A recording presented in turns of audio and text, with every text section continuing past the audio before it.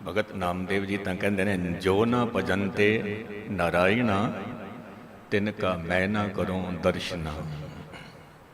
मैं उन्होंने देखना ही नहीं, देखना ही। अगांह चल के कहते ने कि जिस मनुख दे जीवन विच साधना नहीं है, ऐसे मनुख दा जीवन पशु पंखी त्रगद जोन ते मंदा।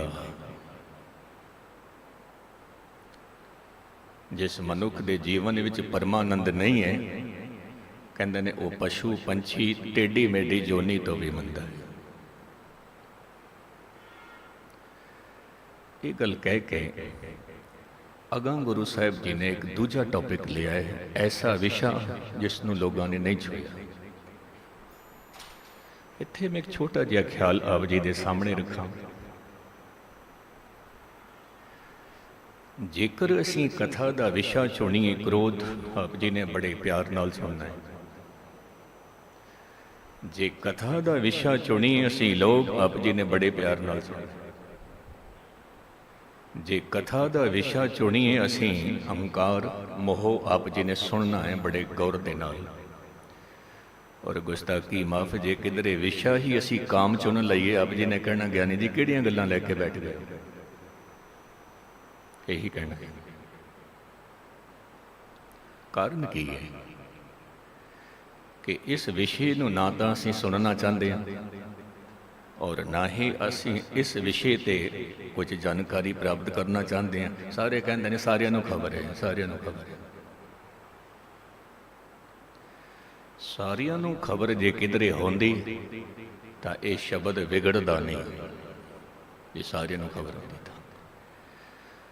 पर खबर नहीं है, क्योंकि ये एक ऐसी ऊर्जा है, हकीकत है कि ये ऊर्जा एक नवे जीवन नूं जन्म देंदी है।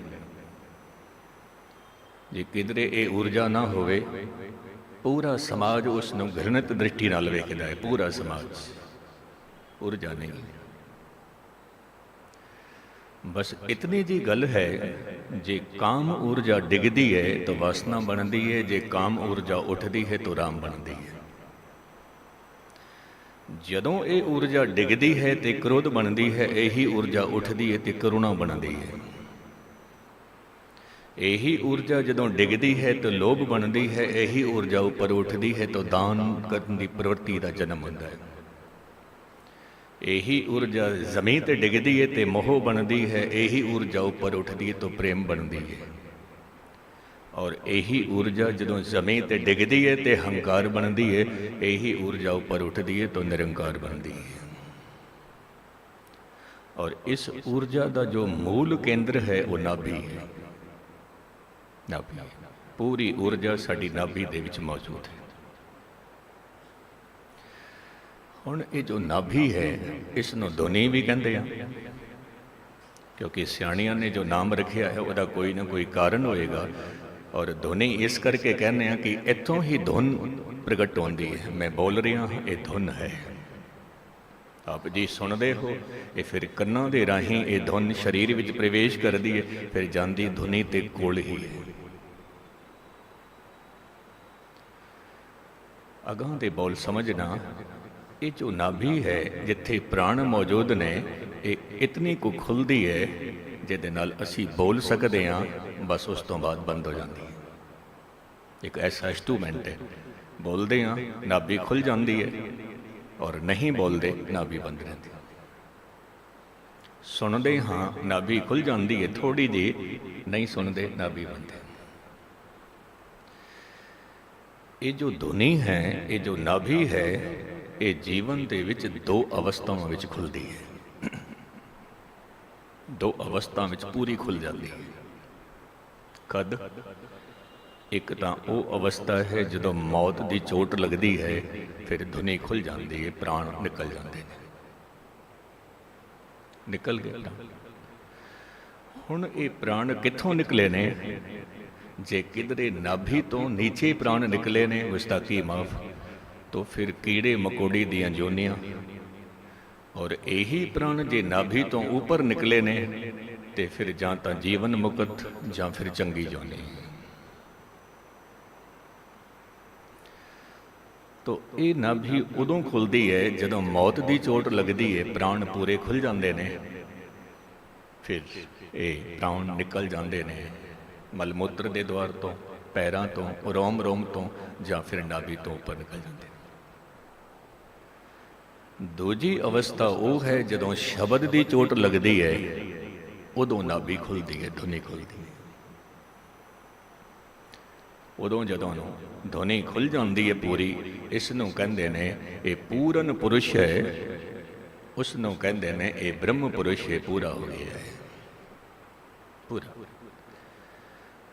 जदों मौत की चोट लगती है तो शरीर मरदा है, मन जिंदा रहता है, फिर वो मन दूजा शरीर लभदा है, दूजा शरीर लभदा है। और जदों शब्द की चोट लगती है उदों तन जिंदा रहिंदा है, मन मर जाता है। मन की कोई वासना नहीं, मन की कोई चाहत नहीं है। ऐसा मनुख जी रहा है बस संसार दे विच एक खेड वांगू खेड रहा है। क्यों? क्योंकि इहदा मन मिट गया है, शब्द की चोट लगी है, तन करके जी रहा है। फिर जदों उस मालिक का हुक्म होवेगा तन करके भी चला जाएगा। ये मनुख जींदे जी पूरा हो गया सी, मरण तो बाद भी पूरा है।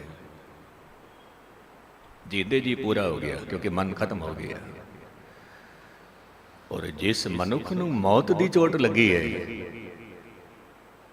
इहदा तन तो मर गया लेकिन इहदा मन जीवंदा है। ऐसा मनुख हाले अधूरा है, मरण तो बाद भी अधूरा है, पूरा नहीं होया। बेशक असी कह देने फलाना मनुख तो पूरा हो गया है, गुस्ताखी माफ पूरा नहीं होया है, अधूरा है, अधूरा।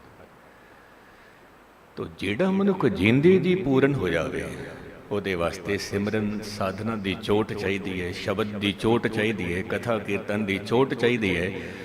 जिमें जिमें चोट लगती है मनुख का क्रोध मरदा है, चोट लगती है मनुख का लोभ मरदा है। या फिर मैं इस तरह अर्ज करा कि जो ऊर्जा लोभ नूं जन्म दे रही सी, यही ऊर्जा हुण लोभ नूं जन्म ना दे के दया नूं जन्म देगी, दान देण दी प्रवृत्ति नूं जन्म देगी। क्योंकि ऊर्जा मरदी नहीं कदे भी। असी कह देने मन नूं मारना है, जे मन ही मर गया तो गल किवें बनेगी? मन मर ही नहीं सकता, ऊर्जा है। तो इसकी दिशा बदलनी है। ਜਾਂ मैं इस तरह उदाहरण देवां, समुंदर दे विचों, दरिया दे विचों, नदी दे विचों आप जी ने एक नहर कढ़नी है, नहर कढ़नी।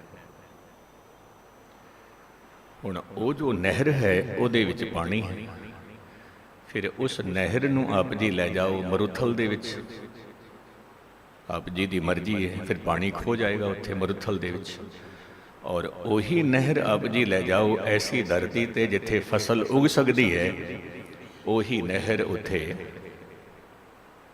जो कि जमीन ते हरियावल पैदा कर सकती है। नहर एको ही है, ऊर्जा एको ही है। उसी ऊर्जा दे विचों 5 नहरां निकल रही ने, ऊर्जा एको ही है, 5 नहरां निकल रही ने। किहड़ियां किहड़ियां? कोई तो काम की ऊर्जा कढ़ रहा है, कोई ब्रह्मचारी की ऊर्जा कढ़ रहा है, नहर कढ़ रहा है। कोई काम की नहर कढ़ रहा है, कोई राम की नहर कढ़ रहा है, कोई क्रोध की नहर कढ़ रहा है, कोई करुणा की नहर कढ़ रहा है, कोई लोभ की नहर कढ़ रहा है, कोई दान देने की प्रवृत्ति कढ़ रहा है क्योंकि वो भी ऊर्जा चाहिए, और कोई मोह रूपी नहर नूं कढ़ रहा है, तो कोई प्रेम रूपी नहर नूं कढ़ रहा है, कोई हंकार रूपी नहर नूं कढ़ रहा है, कोई निरंकार रूपी नहर नूं कढ़ रहा है। ऊर्जा एको ही है, उसनों काम बनाओ आप जी की मर्जी, उसनों राम बनाओ आप जी की मर्जी है। ऊर्जा एको ही है, उसे नूं क्रोध बना दो आप जी की मर्जी, उसे नूं करुणा बना दो आप जी की मर्जी है। ऊर्जा एको ही है, उसे नूं आप जी लोभ बना दो आप जी की मर्जी है, उसनों दान देने की प्रवृत्ति बना दो तो मर्जी है। ऊर्जा एको ही है, उसनों हंकार बना दो आप जी की मर्जी है, निरंकार बना दो आप जी की मर्जी है। ऊर्जा एको ही है, 2 ऊर्जावां नहीं हैं, पावर एको ही है। दूजी गल मैं एक होर अर्ज करा, परमात्मा कोई मनुख नहीं है, मनुख नहीं है, ਉਹਦਾ कोई जन्म नहीं होया। नमस्तंग अकाए नमस्तंग अजाए, ਉਸ ਨੂੰ ਨਮਸਕਾਰ ਹੈ ਜਿਹਦਾ ਕੋਈ ਸਰੀਰ ਨਹੀਂ ਹੈ, ਉਸ ਨੂੰ ਨਮਸਕਾਰ ਹੈ ਜਿਹਦਾ ਕੋਈ ਜਨਮ ਨਹੀਂ ਹੋਇਆ। ਨਾ ਜਾਤੇ न पाते न ताते न माते नरसाकुं शरीक है। उस परम ऊर्जा ਨੂੰ ਕਿਧਰੇ ਤੁਸੀਂ ਮਨੁੱਖ ਨਾ ਸਮਝ ਲੈਣਾ ਕਿ ਅਸੀਂ ਉਹਨੂੰ ਲੱਭਣਾ ਹੈ ਸੱਤਵੇਂ ਆਕਾਸ਼ ਤੇ, ਸੱਤਵੇਂ ਪਤਾਲ ਤੇ, ਜ਼ਮੀਨ ਤੇ, ਆਕਾਸ਼ ਤੇ। ਉਹ ਮਨੁੱਖ ਨਹੀਂ ਹੈ, ਉਹ ਊਰਜਾ ਹੈ, ਉਹ ਸ਼ਕਤੀ ਹੈ। ਆਪ ਜੀ ਦੇ ਵਿੱਚ ਵੀ ਹੈ, ਪਸ਼ੂ ਪੰਛੀਆਂ ਦੇ ਵਿੱਚ ਵੀ ਹੈ, ਸ਼ੈਤਾਨ ਵਿੱਚ ਵੀ ਹੈ, ਔਰ ਇੱਕ ਸੰਤ ਵਿੱਚ ਵੀ ਹੈ। ਸੰਤ ਦੇ ਵਿੱਚ ਜਿਹੜੀ ਊਰਜਾ ਹੈ ਉਹ ਨਾਭੀ ਤੋਂ ਉੱਪਰ ਉੱਠੀ ਹੋਈ ਹੈ, ਸ਼ੈਤਾਨ ਦੀ ਜਿਹੜੀ ਊਰਜਾ ਹੈ ਉਹ ਨਾਭੀ ਤੋਂ ਥੱਲੇ ਡਿੱਗੀ ਹੋਈ ਹੈ। ਫਿਰ ਉੱਥੇ ਕਾਮ ਵਾਸਨਾ ਦਾ ਜਨਮ, ਉੱਥੇ ਵਿਕਾਰਾਂ ਦਾ ਜਨਮ। ਔਰ ਇਹੀ ਊਰਜਾ ਜਿਹੜੀ ਉੱਪਰ ਉੱਠੀ ਹੈ ਉੱਥੇ ਦਇਆ ਦਾ ਜਨਮ ਹੈ, ਕਰੁਣਾ ਦਾ ਜਨਮ ਹੈ, ਪ੍ਰੇਮ ਦਾ ਜਨਮ ਹੈ, ਨਿਰੰਕਾਰ ਦਾ ਜਨਮ। ਮੁਕਤਸਰ ਮੈਂ ਅਰਜ਼ ਕਰਾਂ, ਐਸਾ ਵਿਸ਼ਾ ਗੁਰੂ ਨਾਨਕ ਸਾਹਿਬ ਜੀ ਨੇ ਚੁਣਿਆ ਕਿ ਜਿਸ ਵਿਸ਼ੇ ਤੇ ਲੋਕ ਗੱਲ ਨਹੀਂ ਕਰਦੇ ਸੀ, ਉਹ ਹੈ ਇਸਤਰੀ ਜਾਤੀ। ਇਸਤਰੀ ਜਾਤੀ ਨੂੰ ਭੰਡ ਕਹਿ ਕੇ ਭੰਡਿਆ ਗਿਆ, ਇਹ ਭੰਡ ਹੈ। ਗੁਰੂ ਨਾਨਕ ਸਾਹਿਬ ਮਹਾਰਾਜ ਜੀ ਕਹਿਣ ਲੱਗੇ, ਐਸਾ ਕਿਉਂ, ਐਸਾ ਕਿਉਂ? ਕਿਉਂਕਿ ਜਿਹੜੀ ਇਸਤਰੀ ਇੱਕ ਗੁਲਸ਼ਨ ਨੂੰ ਪ੍ਰਗਟ ਕਰਦੀ ਹੈ, ਉਸ ਇਸਤਰੀ ਨੂੰ ਆਪ ਜੀ ਇਸ ਗੁਲਸ਼ਨ ਤੋਂ ਹਟਾ ਦੇਵੋ, ਗੁਲਸ਼ਨ ਗੁਲਸ਼ਨ ਨਹੀਂ ਰਹੇਗਾ। ਹਕੀਕਤ ਹੈ, ਅਸੀਂ ਸਾਰੇ ਬੈਠੇ ਹੋਏ ਹਾਂ, ਇਹ ਆਪ ਜੀ ਸਾਰੇ ਹੀ ਫੁੱਲ ਹੋ, ਔਰ ਇਸ ਮਹਾਨ ਫੁੱਲ ਦੀ ਦੇਣ ਜੋ ਹੈ ਉਹ ਹੈ ਮਾਂ। ਮਾਂ ਨੂੰ ਕੱਢ ਦਿਓ ਆਪ ਜੀ, ਇਸਤਰੀ ਨੂੰ ਆਪ ਜੀ ਕੱਢ ਦਿਓ, ਗੁਲਸ਼ਨ ਹੀ ਖਤਮ ਹੋ ਜਾਏਗਾ। तो गुरु नानक साहिब महाराज के सामने ये विचार रखे कि इस्त्री ने अज तक कोई धार्मिक ग्रंथ नहीं लिखिया। कोई गीता लिखी होवे, कोई रामचरित मानस लिखी होवे, कोई महाभारत लिखी होवे किसी इस्त्री ने, कोई भी इस्त्री रहबर पुरुष नहीं बनी है, नहीं बनी है। कोई भी इस्त्री धर्म की पैरोकार नहीं बनी है, नहीं बनी है। कारण की सी, क्योंकि पुरुष प्रधान साडा देश है, ते पुरुष की ये धारणा रही है कि इस्त्री नूं असीं अपने तल ते ना आण दईए, बराबर ना आण दईए। क्योंकि जिथे पुरुष प्रधान देश है, कुछ देश ऐसे भी ने जो स्त्री प्रधान है। हुण जिथे स्त्री प्रधान देश है उत्थे फिर पुरुष नूं भी दब के रहना पैंदा है, जिथे पुरुष प्रधान देश है उत्थे स्त्री दब के रह जाती है। पर गुरु नानक साहिब महाराज की कहते ने जे किधरी असी विचार करिए तो जातियां केवल ते केवल दो हन, स्त्री और पुरुष, और धर्म इको ही है, इंसानियत। बाकी कोई धर्म नहीं है, बाकी कोई जाति नहीं है। तो पुरुष दे कोल भी इंसानियत होवे, स्त्री कोल भी इंसानियत होवे, ते फिर ये दोनों तल बराबर दे हो जाते हैं, दोनों तल बराबर। क्योंकि स्त्री दे अंदर भी अद्धा पुरुष बैठा है और पुरुष दे अंदर भी अद्धी स्त्री बैठी है, अद्धी स्त्री।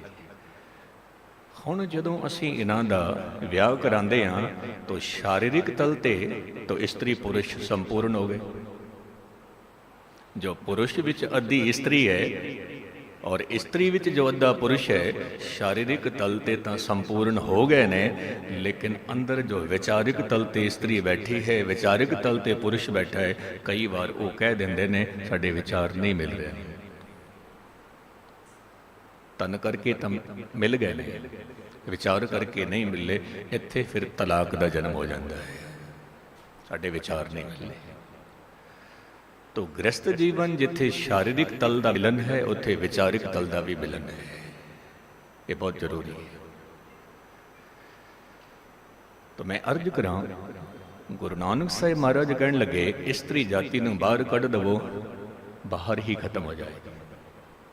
क्यों? क्योंकि भंड जमी है, भंड निमी है, भंड मंगण गया। ਇਹਦੇ ਵਿੱਚ ਕੋਈ ਸ਼ਰਮ ਦੀ ਗੱਲ ਨਹੀਂ ਹੈ।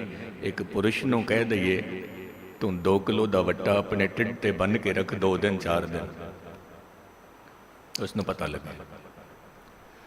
लेकिन एक इस्त्री है जो 9 महीने तक बच्चे नूं अपने ढिड विच रखदी है, ते फिर ओदी पालना भी वो करदी है, पुरुष नहीं कर सकता। पंड जमी है पंड निमी है पंड मंगण विआहो, बच्चा सियाणा होया फिर लोड़ पैंदी है बच्ची दी, फिर लोड़ पैंदी है उस इस्त्री नाल जो कि ओदी पत्नी है। पंडो होवे दोस्ती बंडो चले रहा। फिर ये जो इस्त्री और पुरुष हैं ये मूल रिश्ते हैं, बाकी सारे दे सारे रिश्तियां का जन्म इत्थों शुरू होता है, इत्थों शुरू होता। बेटी जो बेटी सी अज दूजा रिश्ता होया ये इस्त्री बन गई। ये स्त्री जो अज तक इस्त्री सी इसने बच्चे नूं जन्म दिता, इसने मां नूं भी जन्म दिता, हुण ये मां बन गई है। हुण वो जो बच्चा सी वो पिता बन गया। फिर इत्थों ही सारे रिश्ते नाते चलते ने दादके दे नानके दे।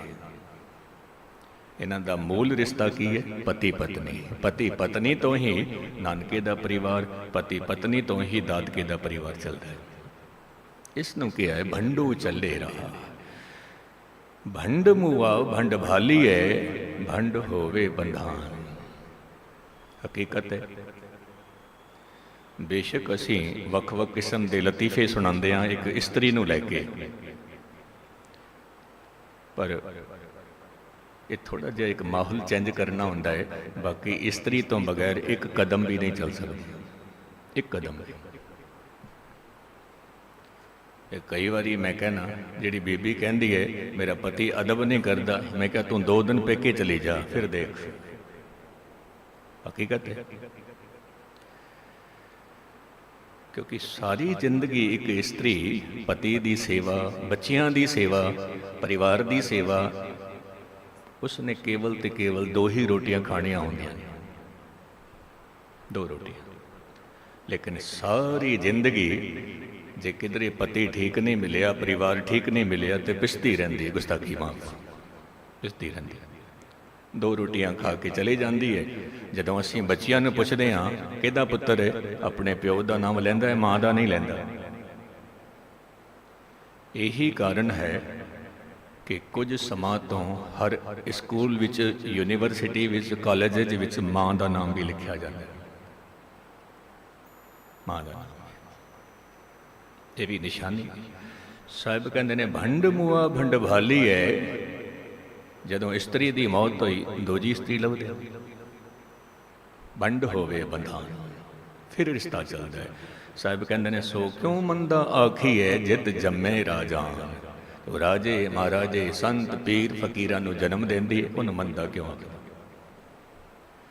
संत अतर सिंह जी अद्धी रात नूं अपने मां के कदमां ते सिर रखता सी रोज।